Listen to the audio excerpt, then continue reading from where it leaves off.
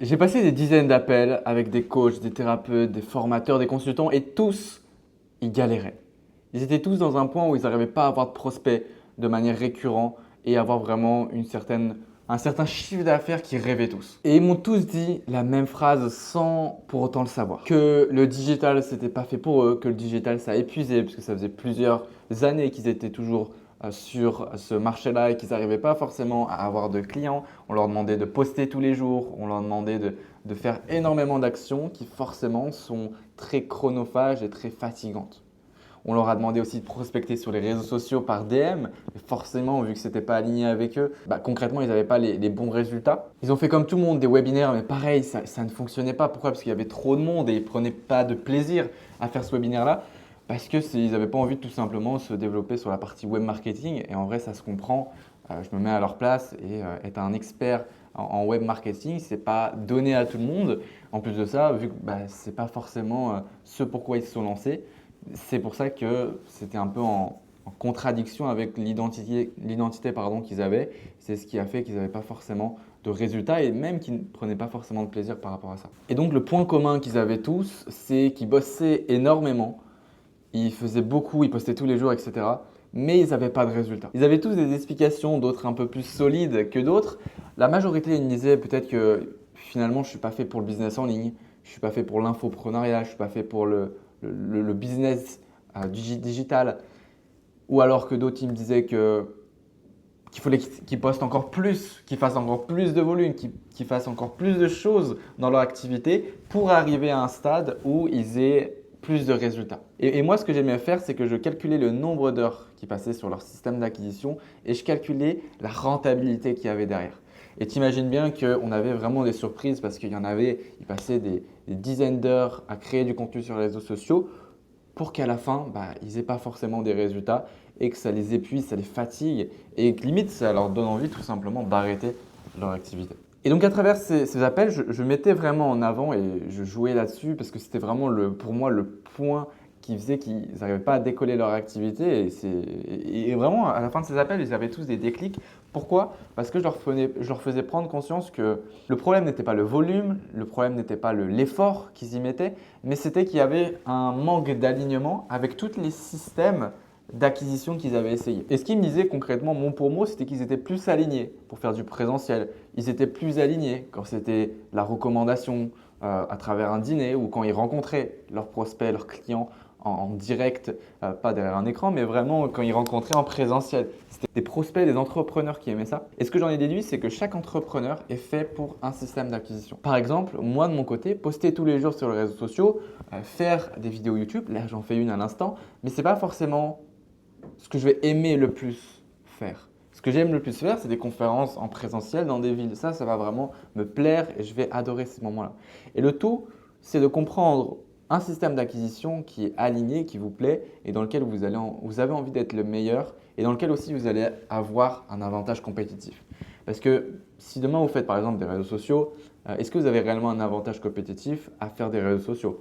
Pareil pour les webinaires, pareil pour peu importe le système d'acquisition. Il faut vraiment prendre en compte ça et de vous dire est-ce que ce système-là, je vais avoir un avantage. Parce que si vous mettez concrètement toute votre énergie sur un canal qui va vous vider, qui va vous épuiser, eh ben, j'en ai fait les frais et vous allez être motivé pendant un mois, 2 mois, 3 mois. Mais après, ce qui se passe, c'est que malheureusement, vous allez abandonner. Et je sais, tout comme vous, que si vous avez une activité aujourd'hui, ce n'est pas pour abandonner, c'est pour vraiment la faire développer. Et donc, vraiment pensez à ça et faites vraiment un système d'acquisition qui va vous plaire, dans lequel vous allez pouvoir être épanoui. Mais par contre, attention, travailler sur son alignement ne veut pas dire rien faire, parce que beaucoup de personnes aiment réfléchir la stratégie pendant des journées, des journées, des journées, des semaines. Mais pourquoi ces personnes-là préfèrent ça? Parce que si vous voulez, de réfléchir stratégie, c'est confortable, on réfléchit, ça crée de la dopamine. À l'inverse, passer à l'action et tester vraiment et rester sur une stratégie pendant 3, 4, 5, 6 mois, là, c'est là où c'est très inconfortable. Et c'est pour ça qu'il faut faire attention non plus de ne pas se cacher derrière l'alignement. Trouver son alignement, ça prend quelques heures, voire une matinée. Et une fois que vous avez ça, mettez en place pendant les prochains jours, les prochaines semaines et passez à l'action massivement. Forcément, ça demande du courage de lâcher ce que vous avez essayé durant les dernières années et de prendre conscience tout simplement que ce n'est pas fait pour vous, Peut-être que vous pourrez y revenir dans les prochaines années, mais juste aujourd'hui, vous dire, sur le court terme, c'est peut-être pas la meilleure solution que vous pouvez, le meilleur système d'acquisition que vous pouvez mettre en place. Et je sais que l'humain, pour avoir fait beaucoup d'appels de vente, avoir étudié la psychologie, c'est vrai que l'humain, il a tendance à avoir du mal à lâcher quelque chose parce qu'il apporte, ça fait plusieurs années qu'il est dessus, donc il a cette sensation de perte et il préfère perdre durant toute son activité que juste accepter la perte. Et c'est peut-être dur à entendre, mais aujourd'hui, ça arrive à tout le monde d'avoir du mal à accepter qu'on a perdu du temps, de l'argent, parce que ce n'est pas facile à accepter. Il y a de l'ego, il y a toutes sortes de patterns qui rentrent en jeu. Mais sans parler de ça, il faut juste accepter que peut-être les systèmes d'acquisition que vous avez, si ça ne marche pas, et tout simplement être OK avec ça et vous dire quel système je peux lancer. Et ça se trouve, j'ai mis 1 an à faire, je vous dis n'importe quoi, 50 000 euros de chiffre d'affaires. En faisant un bon système d'acquisition qui est aligné l'année prochaine, je vais peut-être faire le même chiffre d'affaires mais en prenant du plaisir. Et la deuxième année, je vais faire 100 000, etc. Donc vraiment, c'est hyper important d'accepter la perte, de prendre du courage et de mettre en place des actions. Mais par contre, je ne vais pas te laisser comme ça. Je vais quand même t'apporter quelques pistes. Déjà, ça va être de comprendre qu'est-ce qui te plaît, qu'est-ce qui te recharge. Quand tu fais une action, est-ce que tu ressens au fond de toi que vraiment ça te plaît à 100%? Ok. Ça, c'est le premier point déjà pour commencer à avoir une idée de ce que tu aimes faire. Ensuite, il va falloir tout simplement trouver un avantage compétitif. En quoi tu es bon?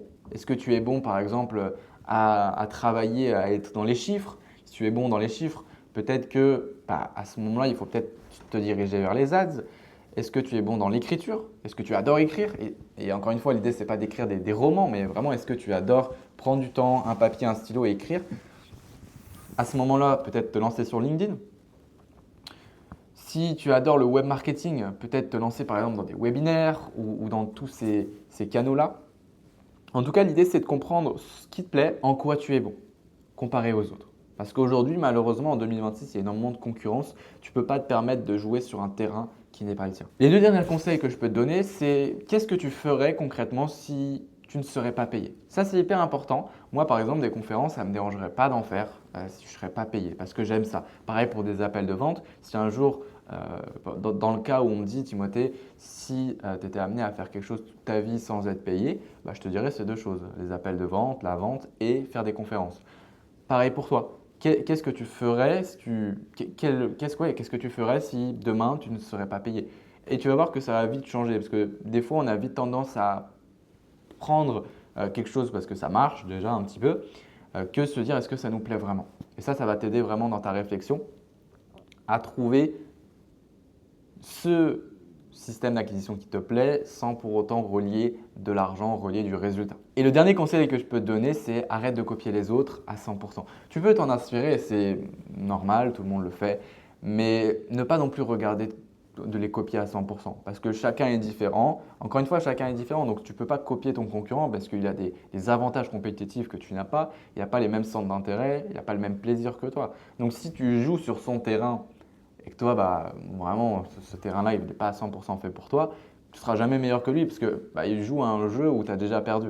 Donc, prends bien conscience de ça et trouve ce système où il va te plaire et tu vas avoir un avantage compétitif par rapport à lui.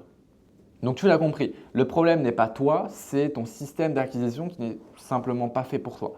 Donc si aujourd'hui, pour donner un peu du contexte, moi, je faisais avant comme tout le monde, je faisais des systèmes qui ne me plaisaient pas, donc je n'avais pas forcément beaucoup de résultats.